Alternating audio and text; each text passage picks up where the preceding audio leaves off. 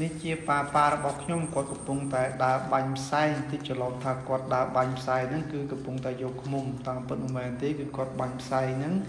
ការពារដំណាំផ្លែឈើហូបផ្លែរបស់គាត់គឺការពារពពួកសត្វអចិន្ត្រៃយ៍ប្រភេទក្រាមូស្លឹកក្រាស៊ីស្លឹកប្រភេទតកៅស៊ីស្លឹក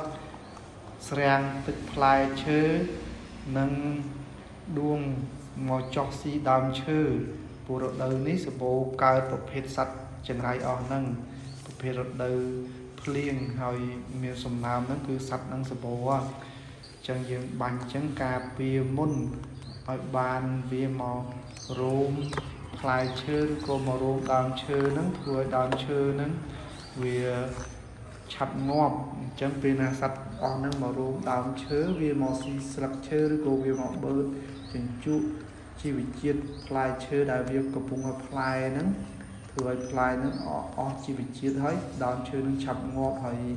ប្រភេទតកៅដួងមានប្រភេទរៃម្យ៉ាងនោះវាមកតោងដើមឈើហ្នឹងហើយវាមកពងដាក់ដើមឈើហ្នឹងដល់ពេលពងនឹងញាស់អញ្ចឹងទៅវាទៅចោះដើមឈើហ្នឹងទៅស៊ីបដូរដើមឈើហូបផ្លែរបស់យើងហ្នឹងធ្វើឲ្យដើមឈើហ្នឹងងាប់អញ្ចឹងហើយបានយើងបាញ់ផ្សែងការពារបើយើងអត់បាញ់ផ្សែងការពារទេដំណាំផ្លែឈើអស់ហ្នឹងយើងអត់បានហូបផ្លែទេព្រោះមានប្រភេទស្រាំងនឹងរួយម្យ៉ាងនោះវាមករោមផ្លែឈើហើយវាមកតិចហើយវាបញ្ចូលពងគោក្នុងហ្នឹងក្នុងផ្លែឈើហ្នឹងសិតតែតកៅតែប្រភេទតកៅហ្នឹងគឺប្រភេទកូនរបស់សត្វស្រាំងនឹងរួយប្រភេទហ្នឹងអញ្ចឹងពេលវាតិចហើយផ្លែឈើហ្នឹងស្អុយរលួយធ្លាក់មកហើយយើងហូបអត់បានប្រយ័ត្នអត់បានមើលអញ្ចឹងទៅយើងហូបដោយពងរបស់វាហ្នឹងធ្វើឲ្យយើងឈឺពោះរាគអញ្ចឹងធ្វើឲ្យយើងខូចសុខភាពហើយវិធីសាស្ត្របាញ់ផ្សែងការពារនេះគឺវិធីសាស្ត្រសាកល្បងទេ